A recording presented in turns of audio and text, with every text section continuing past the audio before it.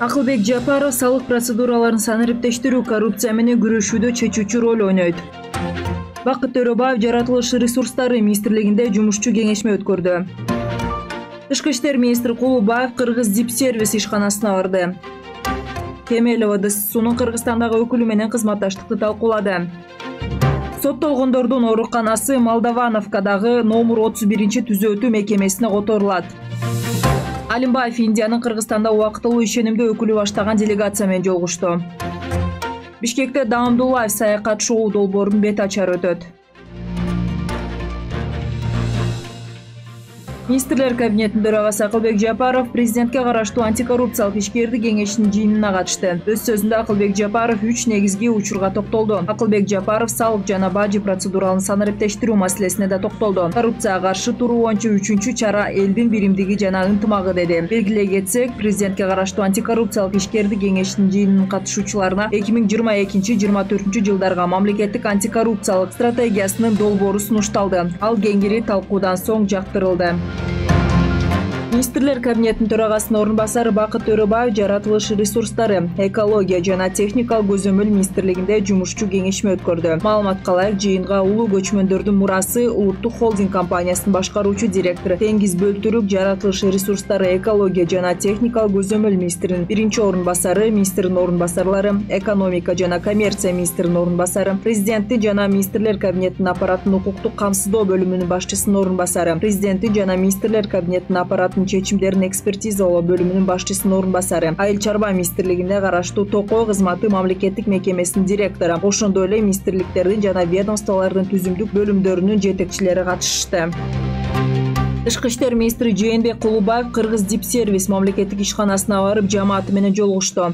Маалыматка ылайык, жолугушууда министрге ишкананын ишмердүүлүгү, аткарылган иштердин жыйынтыгы боюнча, ошондой эле жакынкы келечектеги пландар тууралуу маалымат берилди. Жээнбек Кулубаев дипломатиялык мекемелердин ишин камсыз кылууда Кыргыз Дипсервис ишканасынын маанилүү ролун белгилеп, көрсөтүлүүчү кызматтардын спектрин кеңейтүү жана алардын сапатын жогорулатуу боюнча милдеттерди койду. Белгилей кетсек, жолугушуу Тышкы иштер министринин түзүмдүк бөлүмдөрүнүн жана ага караштуу уюмдардын иши менен таанышуунун алкагында өттү.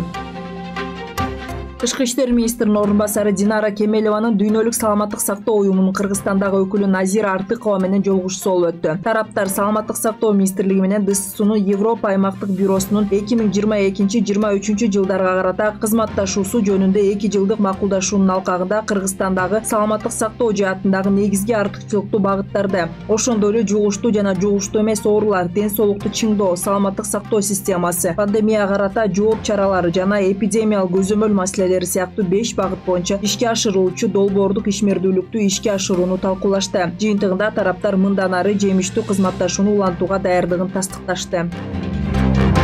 Соттолгондордун ооруканасы Чүйдүн Молдовановка айылындагы номер 31 түзөтүү мекемесине которулат. Бул тууралуу жазаларды аткаруу кызматынын төрагасы Аскат Эгембердиев брифинг учурунда билдирди. Анын айтымында, учурда бардык түзөтүү мекемелерин шаардын сыртына көчүрүү иштери жүрүп жатат.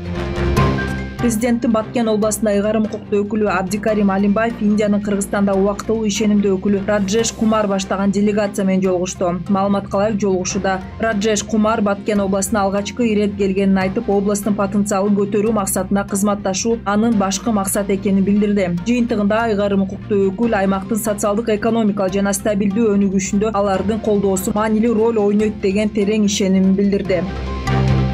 Эртең 1-июнда Бишкектеги Новотель мейманканасына Кыргызстанда биринчи жолу тартылып жаткан гастрономиялык Даамдуллаев саякат шоусунун бет ачары өтөт. Бул тууралуу кабар агенттигинде өткөн маалымат жыйынында долбоордун негиздөөчүсү Назик Чоноева билдирди. Анын айтымында, долбоор Кыргызстандын жакшы жактарын, өлкө кандай кооз, эли кандай ынтымактуу экенин көрсөтүү үчүн түзүлгөн жана туризмди өнүктүрүүгө салым кошо ала турган контент болуп саналат. Долбоор Чоноева бирге жетекчилик кылган жеке компаниянын каржылык колдоосу менен тартылууда.